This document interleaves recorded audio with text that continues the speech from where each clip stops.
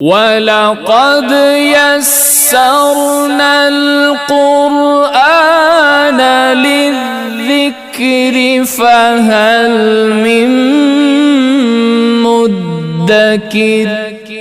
اللہ تعالیٰ سینوں کے راز جانتا ہے، لیکن کمال بات یہ ہے کہ اللہ اپنے بندوں کے سینوں کے راز جانتا ہے، پھر نظر انداز بھی کر دیتا ہے، پھر اس پہ گرفت بھی نہیں کرتا۔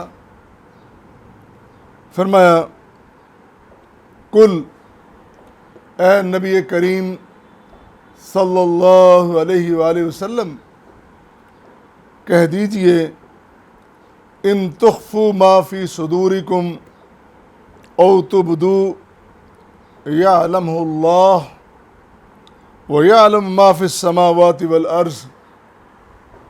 فرمایا اے میرے نبی کریم، نبی مہربان، اپنی امت کے افراد کو، میری مخلوق کو، ان انسانوں کو، میرے بندوں کو کہہ دیجئے کہ تم اپنے سینوں میں کچھ چھپاؤ، یہ ظاہر کرو۔ یہ چھپانا تمہارا آپس کا ہے، اللہ سے چھپی کوئی بات نہیں ہے، وہ تو جانتا ہے۔ یعلمہ اللہ، تمہارے سب رازوں کو اللہ جانتا ہے، بلکہ یعلم ما فی السماوات والارض، زمین و آسمان میں جو بھی چھپے ہوئے راز ہیں، وہ تمام راز، تمام اسرار و رموز اللہ کے سامنے عیاں ہیں، اللہ ان کو جانتا ہے، اس سے کچھ بھی بات نہیں ہے۔ بات یہ ہے، انسان ہو، دیگر مخلوقات ہوں، کائنات کا کوئی بھی کونا گوشہ ہو، کوئی بھی سلسلہ ہو، سب کا خالق تو اللہ ہے، اور اللہ کو پتہ ہے کہ میری مخلوق میں کون کون سی کمزوریاں ہیں اور کون کون سے اوصاف ہیں، وہ سب کو جانتا ہے۔ اور ابتدائے تخلیق سے جب اس نے پیدا کیا، انسان کا ڈھانچہ بنایا، پھر ڈھانچے میں جان رکھی، اس جان کے اندر بندے میں صلاحیتیں رکھیں اور قوتیں، طاقتیں رکھیں، عمل کرنے کی، دیکھنے کی، سننے کی، پکڑنے کی، چلنے کی، پھرنے کی صلاحیت رکھی، وہ تو اس ابتدائی عمل کا مالک اور خالق ہے، وہ تو اسی وقت سے کہہ رہا ہے الم اقل لکم انی اعلم غیب السماوات والارض واعلم ما تبدون وکنتم تکتمون۔ کیا میں نے کہا نہیں تھا کہ میں تو زمین و آسمان کے غیب جانتا ہوں، اور میں وہ جانتا ہوں جو تم چھپاتے ہو، اور وہ بھی جانتا ہوں جو تم ظاہر کرتے ہو، دونوں جانتا ہوں۔ جب اللہ کہہ رہا ہے، اور پھر اللہ نے یہ بھی کہا وَإِن تُبْدُوا مَا فِي أَنفُسِكُمْ أَوْ تُخْفُوهُ، تم اپنے سینوں میں، اپنے قلوب و اذہان میں کوئی بات بھی اگر چھپاتے ہو یا ظاہر کرتے ہو، یحاسبکم بہ اللہ، اللہ اس کا محاسبہ کرنے والا ہے۔ جب یہ بات کی تو تم بڑے پریشان ہوئے تھے، تم نے کہا اللہ کے رسول، اب ارادوں پہ تو کوئی قبضہ نہیں ہے نا، ارادوں کا بھی مواخذہ ہوگا۔ اور پھر رسول مہربان نے یہ تمہیں تعلیم دی تھی کہ پہلے بات تو یہ کہو نا سمعنا و اطعنا، ہم نے سنا اور اطاعت کی۔ پھر دیکھیں اللہ تعالیٰ کی طرف سے کس طرح رحمت کی برکھا برستی ہے، اور ایسا ہی ہوا۔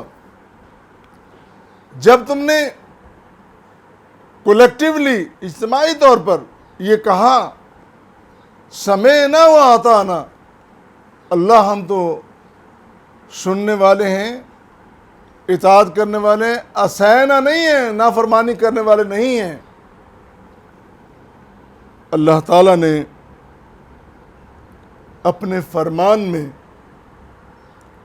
محبت کے ساتھ ترمیم کر دی. فرمایا کہ نہیں، یہ جو بات ہے نا کہ فَيَغْفِرُ لِمَن يَشَاءُ وَيُعَذِّبُ مَن يَشَاءُ، ارادوں پہ بھی جس کو چاہے پکڑ لے اور معاف کر دے، یہ نہیں ہے. لا يكلف اللہ نفسا الا وسعها، میں نے اپنے بندے کو جتنی صلاحیت دی ہے اسی کے مطابق میں سوال کروں گا، بوجھ بھی اتنا ہی ڈالوں گا، مکلف بھی اتنا ہی بناؤں گا، زیادہ نہیں.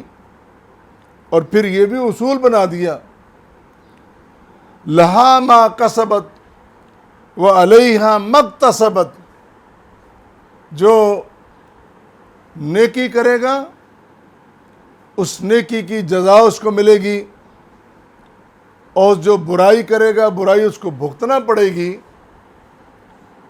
اس عمل کی جواب دہی بھی موجود ہے. وہ جو سینوں کے راز جاننے والا، وہ جو دلوں کے قلوب و اذہان کے تمہارے سارے اسرار و رموز جاننے والا، وہ کہہ رہا ہے کہ جب تک تمہارے دلی ارادوں کو عملی شکل نہیں بنتی ملتی، ایک بات سوچتے ہو، جب تک اس بری سوچ کو اس کے انجام تک نہیں پہنچاتے، تم عمل واقع نہیں کر لیتے، میں گرفت نہیں کروں گا. تمہاری سوچ اگر غلط تمہارے اندر موجود بھی رہی تو میں معاف کر دوں گا. کتنا بڑا وہ مہربان ہے اور کتنا وہ نظر انداز کر رہا ہے. وہ جانتا ہے اس کے دل میں کچھ اور ہے، زباں پہ کچھ اور ہے، لیکن پھر بھی وہ اپنے بندوں کے بھرم قائم رکھتا ہے. وہ معاشرے میں، سماج میں لوگوں کو بے آبرو نہیں ہونے دیتا، ان کو رسوا نہیں ہونے دیتا، اپنے بندوں پہ شفقتیں، مہربانیاں کرتا ہے. کہ دل اگرچہ تمہارے پورے اطمینان کے ساتھ نہیں ہیں، دلوں میں کجیاں موجود ہیں، کمیاں موجود ہیں، لیکن ان کو دور کیا جا سکتا ہے. اور پھر اللہ تعالیٰ کا کمال مہربان ہونا، دل میں غلط باتیں رہیں اس کو نظر انداز اللہ نے کر دیا. پھر عمل غلط ہو گیا، گناہ سرزد ہو گیا، جرم واقع ہو گیا، پھر بھی اس نے گنجائش رکھی. اللہ نے یہ گنجائش رکھی کہ تم توبہ کر لو، میری طرف آ جاؤ، پلٹ آؤ، وہ گناہ معاف کر دیے. اتنا صرف نظر کرنا، اتنا نظر انداز کرنا اپنے بندوں کو، اپنی مہربانی کریمی کی طرف بلانا، اللہ یہ اس کا کتنا کمال نظام ہے. ارادے بھی معاف کر دیے، عمل معاف کرنے کی بھی گنجائش رکھی، برے عمل. اور جب لتڑا ہوا آلودہ گناہوں میں زندگی بھر کے گناہ لے کے اللہ کی بارگاہ میں آ گیا،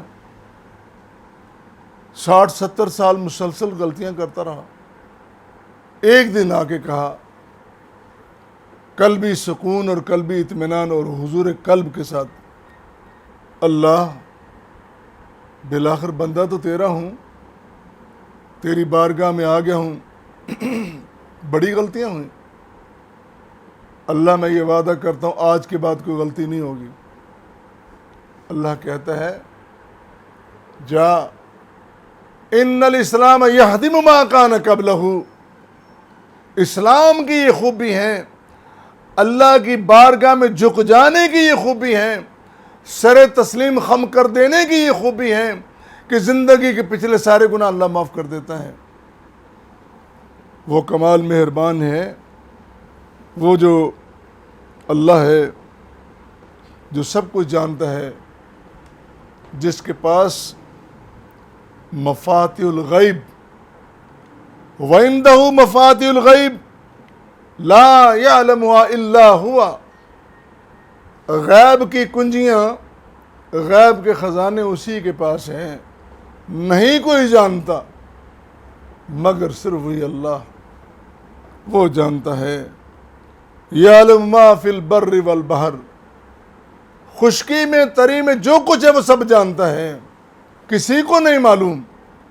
اللہ واللہ وما تسقط من ورقۃ الا یعلمها، اگر کسی درخت کا کوئی پتا بھی گرتا ہے اس پتے کے گرنے کے عمل کو بھی وہ جانتا ہے۔ اور ولا حبۃ فی ظلمات الارض، اور زمین کے اندر تم دانے چھپا دیتے ہو، یہ جو تم کاشتکاری کرتے ہو زمین میں جا کے دانے پھینک دیتے ہو، چھپا دیتے ہو، ان چھپے ہوئے دانوں کو اللہ جانتا ہے۔ ولا حبۃ فی ظلمات الارض، زمین کی تاریکیوں میں، زمین کے ظلمات میں، اندھیروں میں چھپا دیے تم نے، تمہیں کیا خبر کہ اس دانے سے اللہ کس طرح انگوریاں پیدا کر رہا ہے، وہی جانتا ہے، تمہیں کوئی خبر نہیں۔ اور پھر ولا رطب ولا یابس الا فی کتاب مبین، یہ خشک تر جتنے معاملے ہیں یہ کتاب مبین میں ہیں، کھلی ہوئی کتاب۔ فرمایا اللہ کی کتاب اتنی کھلی ہے جو ڈھونڈنا چاہو، اگر اس سے مراد قرآن مجید لیں تو قرآن مجید میں کوئی بہام نہیں ہے، کوئی شک و شبہ نہیں ہے، کوئی شک کی گنجائش نہیں ہے۔ یہ شک کی باتیں تو تم نے بنا لی ہیں، ہم نے تو سب کچھ واضح کر دیا ہے۔ اور پھر بات یہ جان لو، وہ علیم و خبیر اللہ، وہ مالک الملک، وہ خالق الارض والسماوات، وہ اللہ اپنی مخلوق کو پیدا کرتا ہے، پھر صلاحیتیں دیتا ہے، پھر سوچنے کی، سمجھنے کی، چلنے کی، پھرنے کی، پکڑنے کی، چھوڑنے کی صلاحیت دیتا ہے، پھر مکلف بناتا ہے، ذمہ داری ادا کرتا ہے، اور وہ سارے عمل کو جاننے والا ہے۔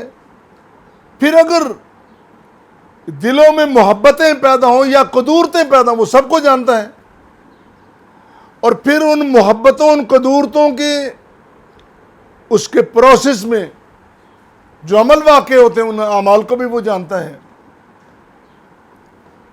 اور وہ اللہ کہتا ہے وَيُحَذِّرُكُمُ اللَّهُ نَفْسَهُ، بڑا خوبصورت جملہ ہے، وہ ڈراتا اپنے آپ سے، مارتا نہیں، پکڑتا نہیں۔ اللہ اگر پکڑ ہوتی تو آج دنیا نظریات کے اعتبار سے اور اعمال کے اعتبار سے جس دھانے پہ کھڑی ہے، کیا جواز ہے دنیا کے باقی رہنے کا؟ کیا جواز ہے اس مخلوق کے باقی رہنے کا؟ لیکن نہیں، وہ جانتا ہے، وہ نظر انداز کرتا ہے، وہ اپنے بندے کو موقع دیتا ہے، بار بار موقع دیتا ہے، اور ڈراتا صرف اس لیے ہے کہ تم برے انجام سے ڈر جاؤ اور بچ جاؤ۔ وَإِلَى اللَّهِ الْمَصِيرُ، آخر پلٹنا تو اسی کے پاس ہے نا۔ اور پھر یہ بھی کہا يَعْلَمُ مَا فِي السَّمَاوَاتِ يَعْلَمُ مَا فِي السَّمَاوَاتِ وَالْأَرْضِ، زمین و آسمان میں سب کچھ وہ جانتا ہے۔ وَاللَّهُ عَلَى كُلِّ شَيْءٍ قدیر، اور ہر چیز پر وہ قادر ہے، پیدا کرنے پر، صلاحیتیں، طاقتیں، قوتیں دینے پر، پھر اس عمل کی جزا سزا دینے پر۔ اللہ سب پہ قادر ہے، لیکن اس کا انجام اس نے آخر میں رکھا ہے۔